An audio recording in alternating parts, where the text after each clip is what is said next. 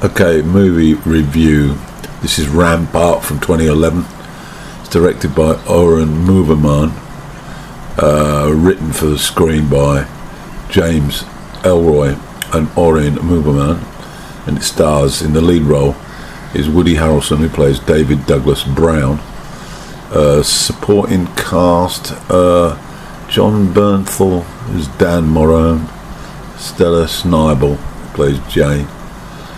Ben Foster plays General Terry, and going down the cast, Cynthia Nixon is Barbara. Remember her from TV, and who else have we got of note? Steve Buscemi is Bill Blagle. Sigourney Weaver plays Joan Confrey, and Robin Wright as Linda Fentress. Ned Beatty turns up as Hartshorn. So there's quite a significant cast here. And what's it about? Well, Harrelson plays a character, a cop, with his own set of rules, and we see that right from the start the way he approaches work has caused him a somewhat complicated personal life. He's got two daughters, are also cousins because he made a pair of sisters his wife. That's a bit complicated. He's rough and tough and does an excessively violent thing that gets caught on tape due to a past incident where he allegedly killed a rapist. He's nicknamed Date Rape. His past history and this new incident convinces bosses it's time for him to go. As the investigation continues, he fights against it, but his troubles just seem to get worse. He doesn't think he's done anything wrong and only knows one way to act. He's flawed and his life is crumbling around him, and he can't escape that fact. Yes, the whole bad cop thing has been done before, but this one does it well, with its mix of action, violence and drama. Okay, so the movie opens with him in his police car with a cigarette sticking out of his mouth at night, and brings back memories of other films where vehicles are patrolling the city of Los Angeles at night, and it's a 1999. There's a great early scene, three cops exchanging pleasantries, talking about truths, and Harrelson's character, he's obviously superior to the young Latino female, and they're chewing on their takeaway from I guess either McDonald's or some similar establishment, and she says that earlier on that she doesn't eat French fries, and then later Harrelson suggests that she should consume them if she wants to make probation, pass her probation. So she's obviously learning the trade. He presents as a pretty ferocious character with bald head. Early on we see Harrelson's methods. He's with his recruit, the young Latino girl, and he basically says that everything you learn at police academy is bullshit.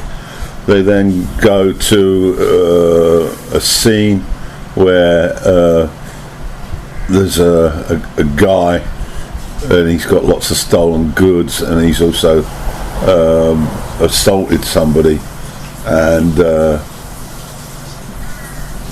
Harrelson wants info on an address where he's storing these goods, and he asks, well, he tells the woman to leave, and the guy who's rang in the assault, he then goes about his business. his interrogation techniques, and it's pretty brutal. So we now know what sort of cop Harrelson is. Let's try and get the names to these people. Woody is David. The female police officer is Jane.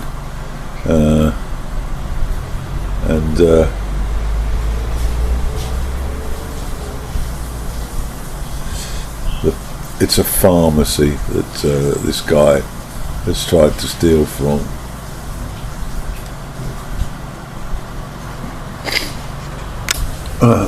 Dave, then we get a glimpse of his private life. He goes to the home of the wife he's separated and the two children that he's fathered, to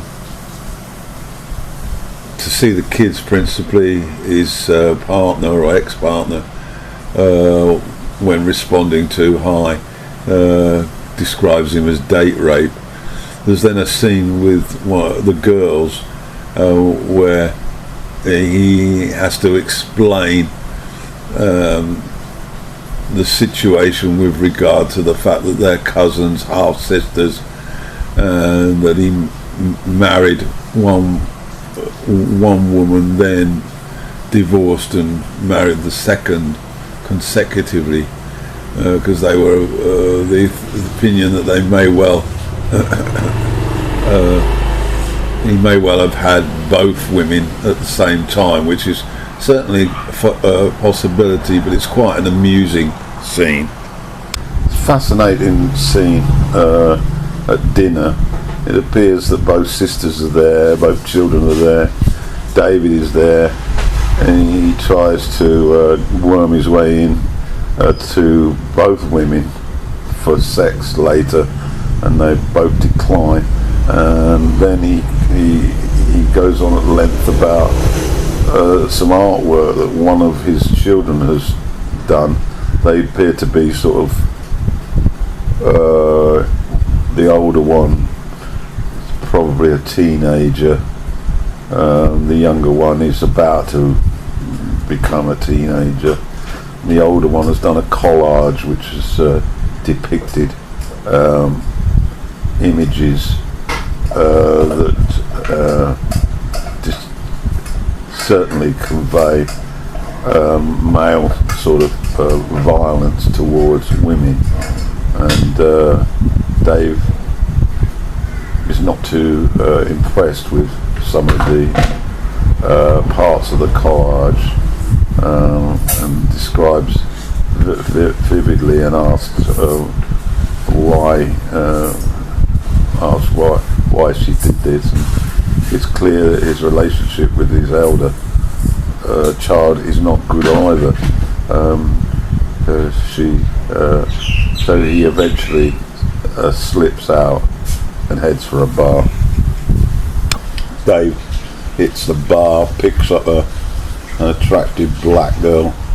Eventually, even though he tells her his moniker nickname is date rape, she goes back and they have sex. It's brief and uneventful, and then as he's driving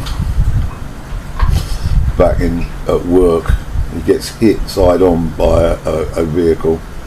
The guy, when he sees it's a cop, flees, and Dave manages to catch him and then viciously assaults him with his truncheon.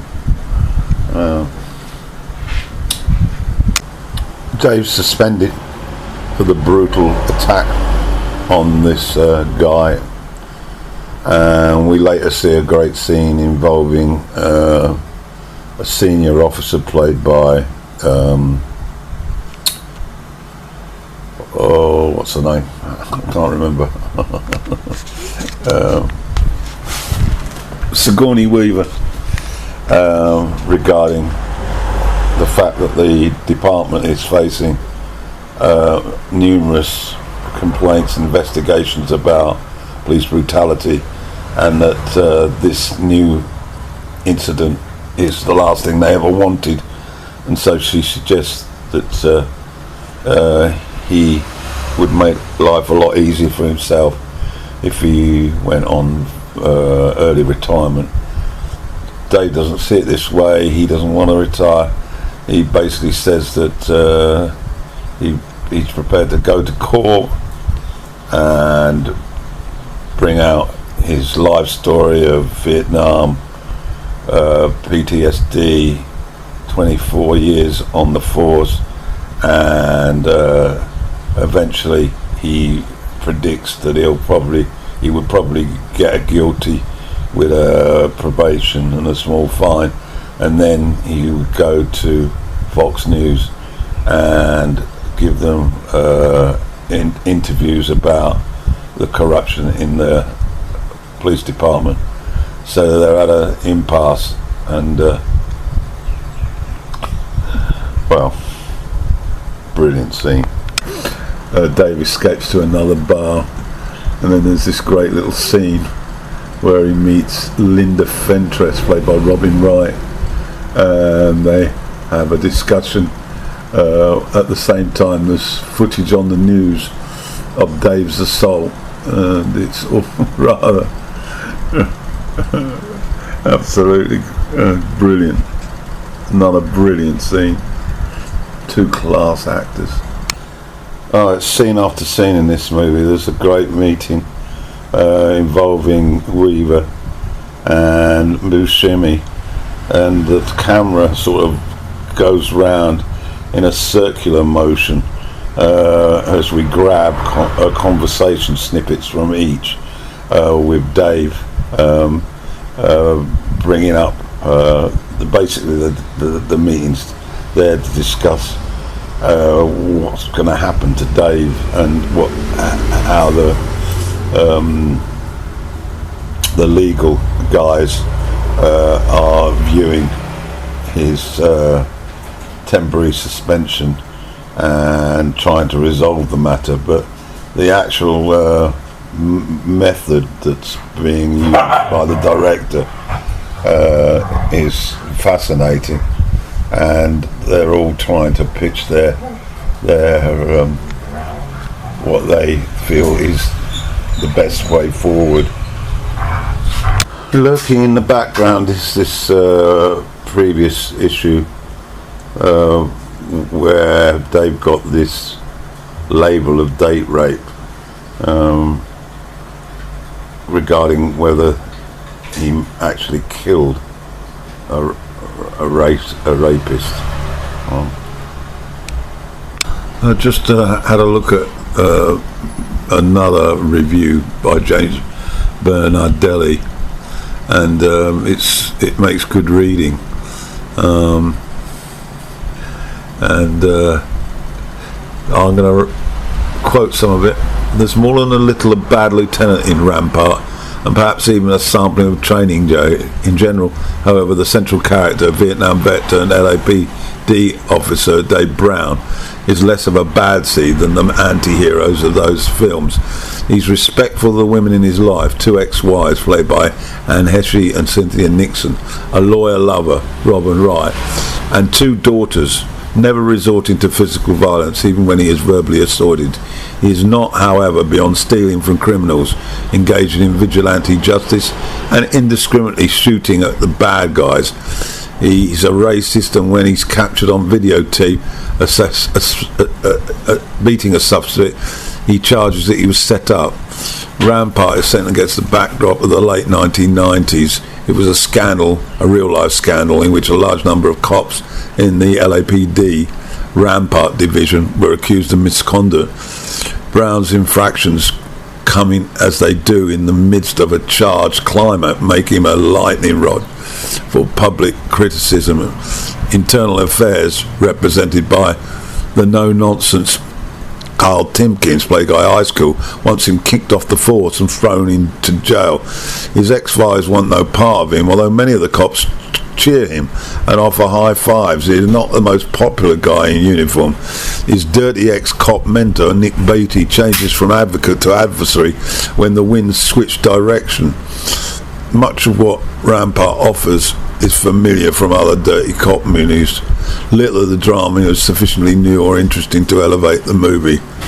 The action scenes are perfunctory, but that's inexcusable since Rampart is not to be intended to be either a high-octane thriller or an action-oriented cops and robbers excursion.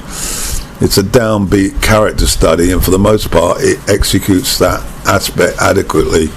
When it comes to shining the light into all the dark corners of Dave's life, the screenplay is solid. Without the participation of Harrelson, however, this might have gone directly to DVD. The movie moves on now to a phase where we could see that Dave's world is crumbling around him. He engages a lawyer to fight his pending sacking under the auspices of how do we describe it? Unfair dismissal. And he then tries to gain some sort of solace by getting back in favour with his daughter, which fails miserably.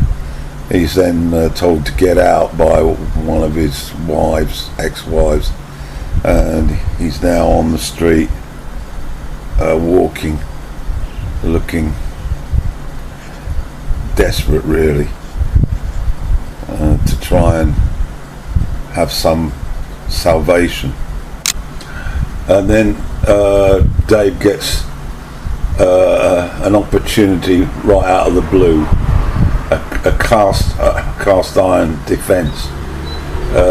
Wright's character rings him up. She's a lawyer, of course, and in a bar she shares with him the fact that she can expose the corruption in the department, helping people get away with crimes.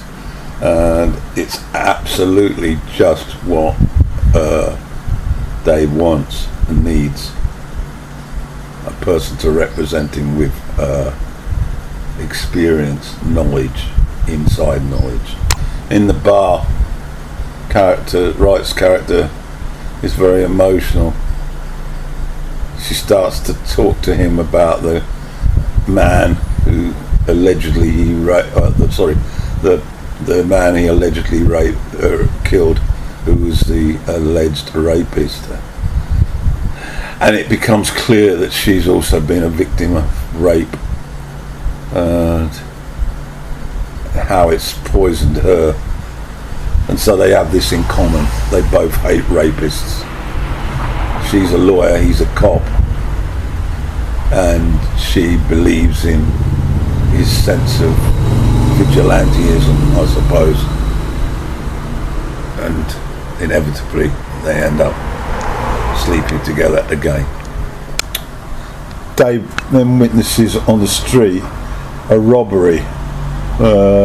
Some guys are gambling, and two shooters go in and take their fucking money and anything else that they could find.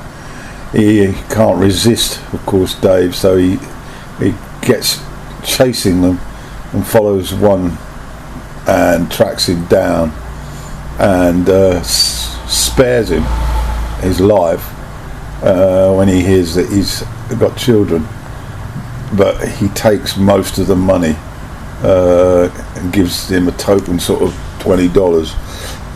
He's clearly struggling financially, and so now he's turned to petty theft.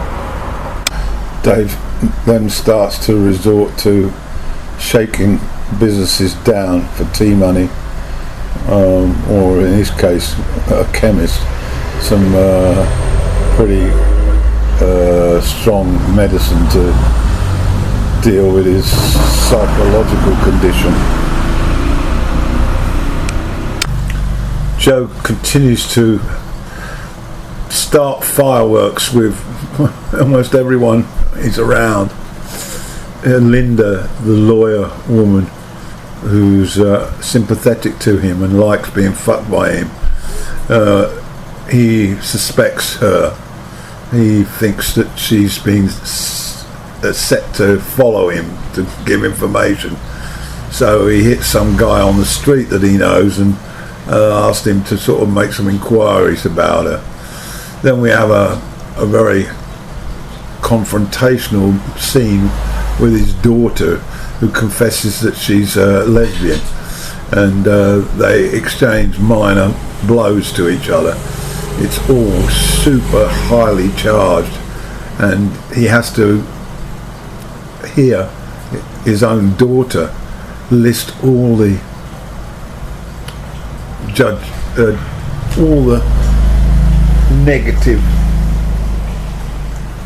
language that he's had to tolerate from others, like racist, like bigot, like homophobic.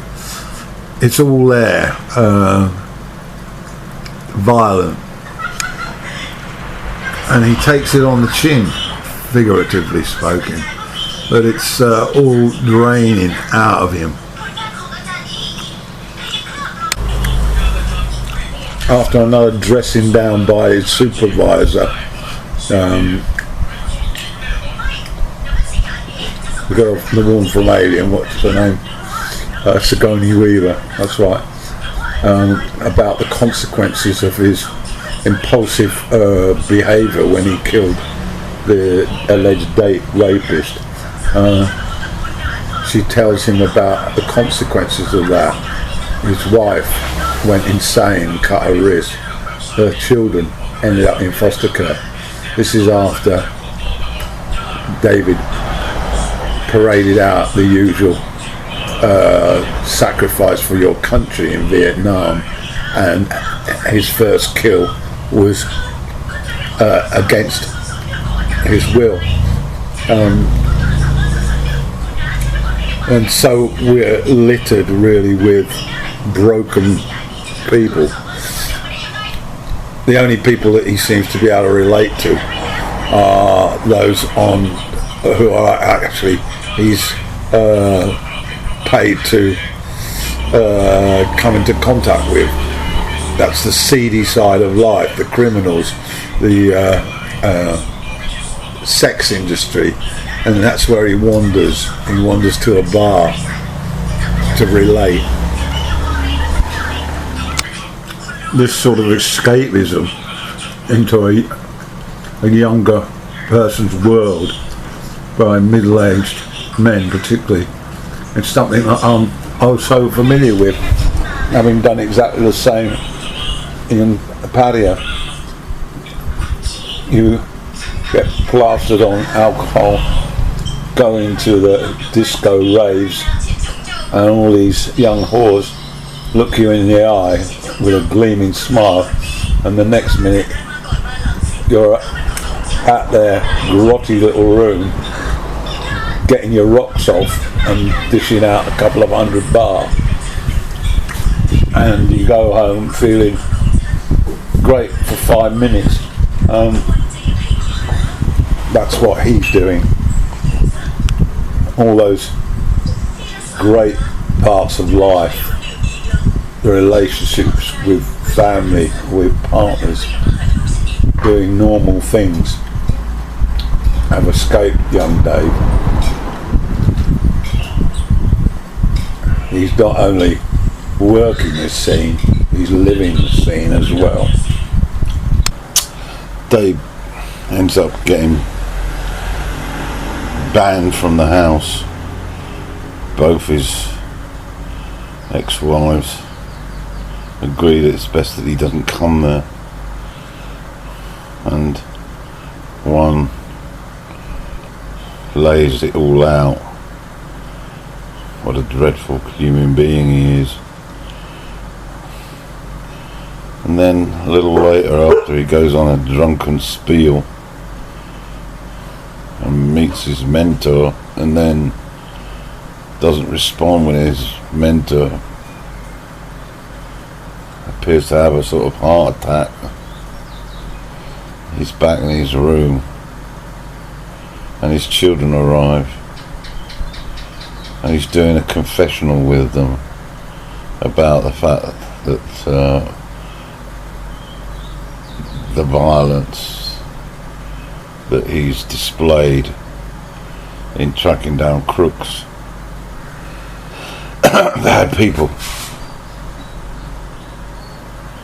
and what he's guilty of, and he hasn't hurt any good people. And this is where the message gets sort of misinterpreted. His daughters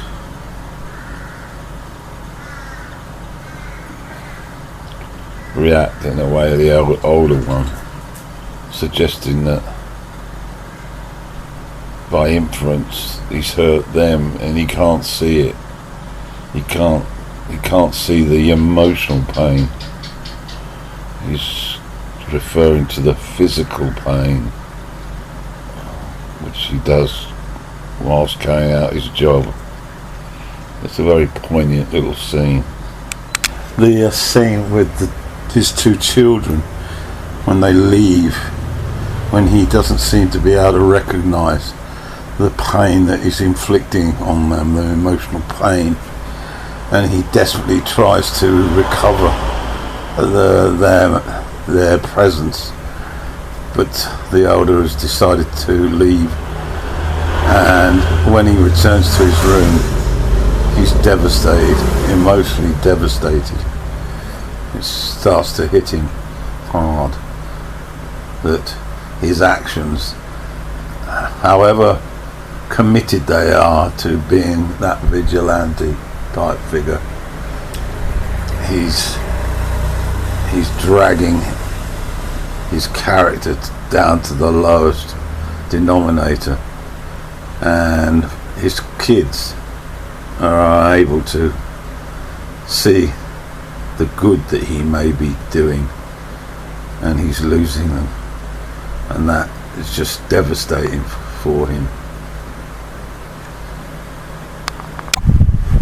Dave considers taking his own life, but backs down and decides a confession to the IA cop played by Ice Cube is in order. He meets him, makes a confession into a tape recorder, but Timkins is not interested in that.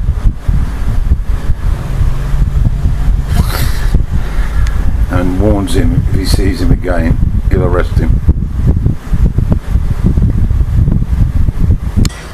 It's one of those movies which the end credits arrive and you feel that you've been cheated, because it's left in sort of limbo really. He's lost his family, he could well lose his career, and all he's got is the satisfaction of getting a few of the dregs off the street as a sort of measure of his impact, but no one is really interested in recognising that, because his methods are, to quote Apocalypse now, his methods, I can't remember what the man said, are clearly insane or something like that. Excellent performance by Woofy Harrelson.